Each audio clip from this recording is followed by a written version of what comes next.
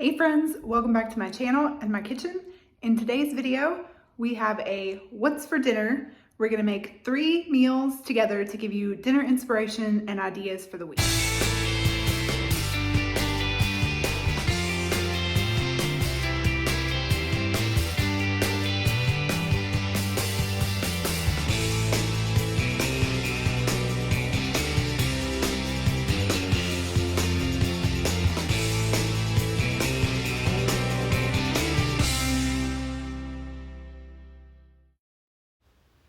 The first meal that we're making together is Marry Me Chicken. So this recipe calls for chicken cutlets. You guys don't spend extra money at the grocery store buying chicken cutlets instead of chicken breasts. So to make a chicken cutlet, you just take the breast like I have here, start at the thickest side, hold it down flat, and then cut it lengthwise toward the thinner end, and you've got chicken cutlets. So chicken cutlets are a lot more expensive than regular chicken breasts at the grocery store, and this is a good way to save some money, and it's also super easy. So I'm filleting all of the chicken breasts here, and then I'm going to season them with some salt and pepper.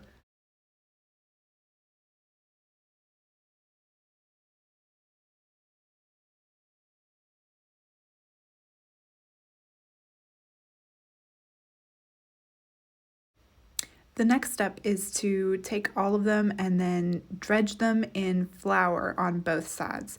So you want to coat one side, flip it over, coat the other, and I would try to press it in there and really get a good coating on it. The recipe says to shake off any excess flour that you have after you're done, so I did that as well. I'm just giving you a close-up here, pressing it down, coating both sides, and then I'm going to shake off the excess. All of these recipes for all 3 of the dinners that we're making in this video today will be down in the description box below for you. While I was coating the chicken breast, I was also heating up some butter and olive oil in the skillet on the stove. Then you're going to work in batches and cook each one of them in the skillet on each side for 3 to 4 minutes until they're cooked through. After you've done all of the chicken breasts and set them aside on a separate plate, then you're going to add garlic to the pan and some chicken broth. So I use Better Than Bouillon. That's why it looks so weird in the measuring cup. It's just water and the Better Than Bouillon paste for the chicken broth. Once you get that in the pan, you're going to want to deglaze it. So just scrape up any of the chicken bits from the bottom of the pan to get all of that flavor in there. Then you'll add the heavy cream to the skillet as well and let that simmer for a few minutes. Next, you're adding Parmesan cheese, and then you're adding sun-dried tomatoes and herbs.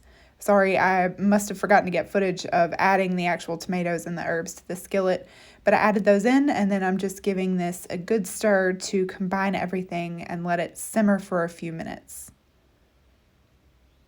When that's done, you're going to add the chicken cutlets back to the pan and let those cook for a few minutes just to marry all the flavors. So I'm adding these back to the pan and I'm going to let that simmer. The recipe calls for red pepper flakes in the sauce as well. I did add them. I normally would skip red pepper flakes just because I don't like super spicy things, but I went ahead and added them this time, and I'm glad that I did. It just gave it a little bit of a bite, not very much at all, and it was good. I think it added to the flavor. I served these on top of brown basmati rice and some green beans on the side. C is going to do the official taste test. Let's see. Get some of this tomato on here.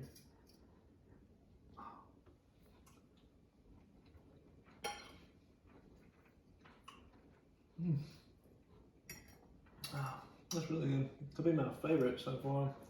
Yeah? I like the last one you did, but this could be the one. This is it. This could be the way. It's called Marry Me Chicken. So, will you marry me, C? I will. This one is 100% a winner. The recipe is linked down in the description box below for you, and it's worth checking out. The second dinner that we're making is breakfast for dinner, eggs and apple cinnamon oatmeal. So you start off with some milk. I have almond milk here, and I think I'm going to start a learn from Hannah's mistakes section of this vlog. So I poured the almond milk into the pan, and I had the pan really super hot and it splashed out everywhere. So learn from my mistakes, maybe put that in and then turn your pan on. But after that, I'm adding some butter and some brown sugar and just giving that a stir to get everything going in the pot. Next, I'm going to get the eggs going in the frying pan. So I just heated the frying pan up over medium heat and then sprayed the bottom with some nonstick spray. And I'm adding the eggs in, and I will salt and pepper those to season them.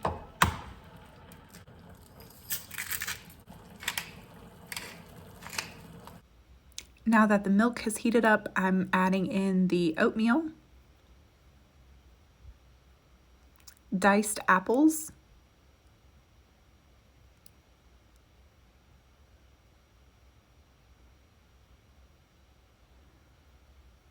and finally some cinnamon.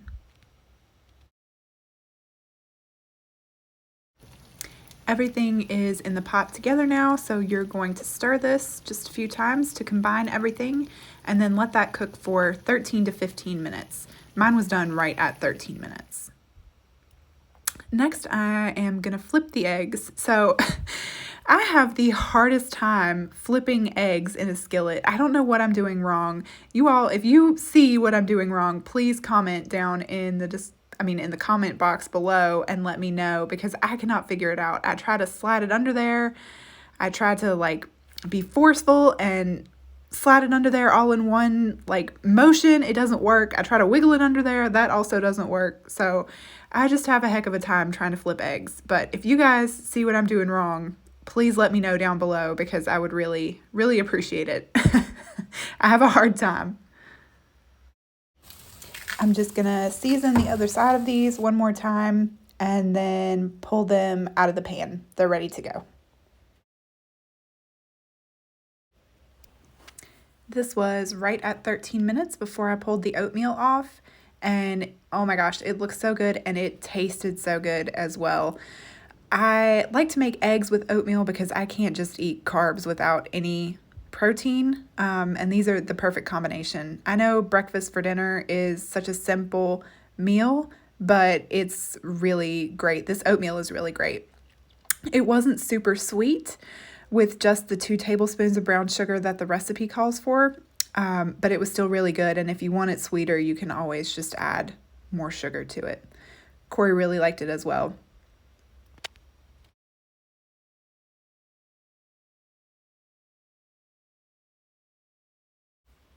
The third recipe that we're making together is the Pioneer Woman's Speedy Dumpling Soup.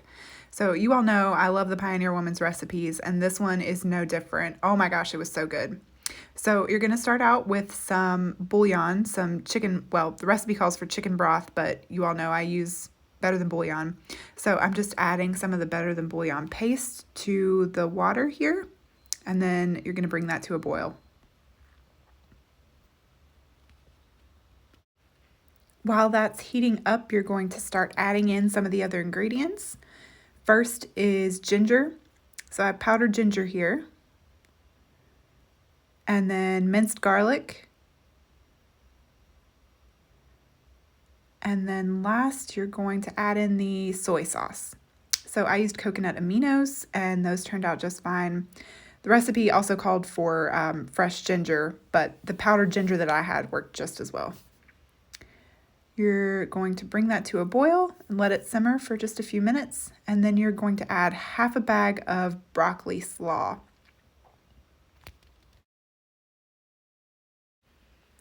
Next, you're adding in the red peppers that you saw me chopping in the beginning of the video. You're going to add those in, and then some of the green onions that I was chopping as well.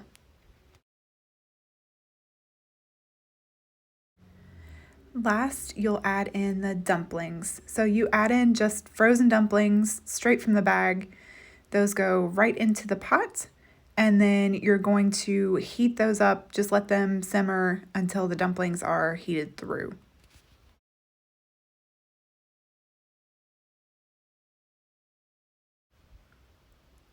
The recipe says just to let those cook for, I believe, 12 to 13 minutes.